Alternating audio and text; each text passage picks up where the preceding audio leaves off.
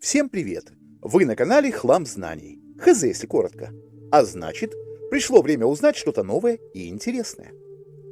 Сегодня поговорим об одном из самых спорных и интересных вопросов в мире стрелкового оружия. Вы когда-нибудь задумывались, почему во всех армиях используются в основном два калибра? 7,62 мм и 5,45 мм. Казалось бы, мелочь. А вот поди ж ты, огромные дебаты. Чем лучше семерка? Чем крута пятерка? И дело не в том, что маленькая дырочка выглядит в черепе врага намного эстетичнее, чем полное отсутствие у него головы. Даже пораскинув мозгами, обладатель головы, в которую прилетела пуля, не задумывается о ее калибре. А мы сегодня разберемся в этой дуэли калибров от самых истоков. Устраивайтесь, друзья, поудобнее и внимайте. Как всегда, будет интересно, не скучно и познавательно. Смотрим до конца, чтобы поразить окружающих своими познаниями и выпендриться перед девушками. АК-47 с калибром 7,62 поистине икона стрелкового оружия и даже присутствует на флагах некоторых стран. Вы, например, смартфон у кого-нибудь на флаге страны видели? Нет. Видимо, иметь калаш престижнее и гораздо эффективнее использовать для сложных переговоров. Давайте вернемся к истокам создания АК-47 и АК-74. В 70-е годы, на пике Холодной войны, советские военные выдвинули требования к разработке нового автомата. Необходимо было уменьшить отдачу и повысить точность стрельбы. Целкости, дескать, маловато, товарищи. Надо ширее и глубее поработать.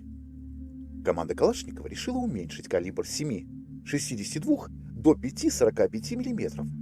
В теории это должно было здорово улучшить характеристики. И АК-74 действительно стал легче. Отдача упала, точность повысилась. Но стоило ли городить огород с новым калибром ради повышения этой самой целкости? И почему сам разработчик этого оружия, Михаил Калашников, считал, что уменьшение калибра с 7,62 на 5,45 было большой ошибкой?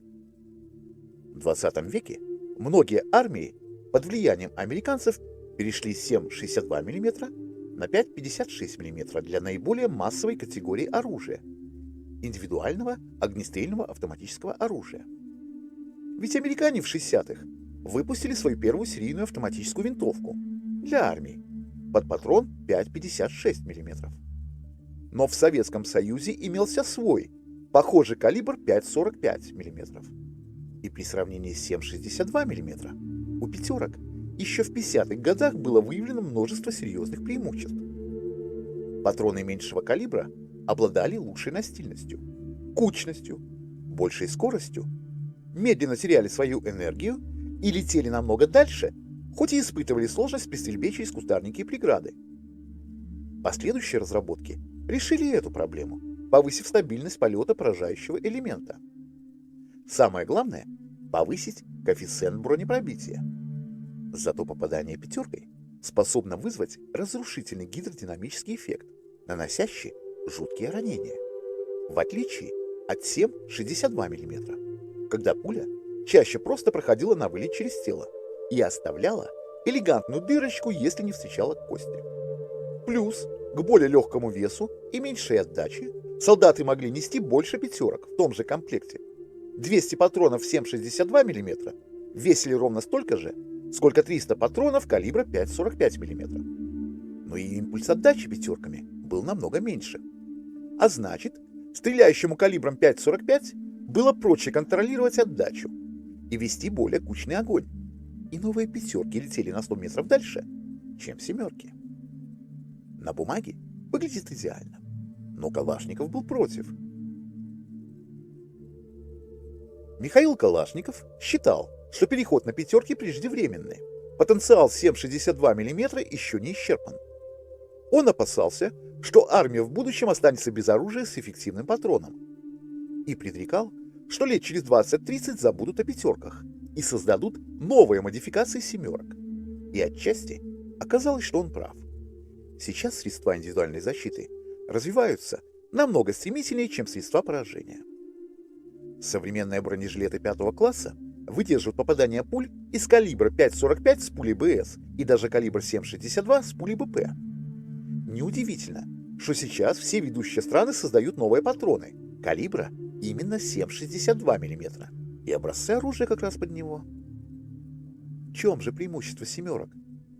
Хоть пятерки и наносят больше урон мягким тканям, но семерки обладают большей инерционностью и меньшей склонностью к рикошету. А в спецоперациях в городах точность огня критична. Нужно гасить лишь плохих парней, не задевая прохожих. В открытом же бою видно преимущество в 7,62 мм. И эффективность 5,45 против живой силы уже не столь актуальна.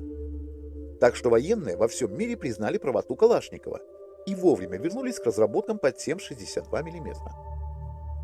Вот такая интересная история двух глобальных калибров стрелкового оружия. Споры не утихают до сих пор. Что же круче, семерка или пятерка? Делитесь своими мнениями в комментариях. С вас лайк и подписка, а я пошел искать новый материал.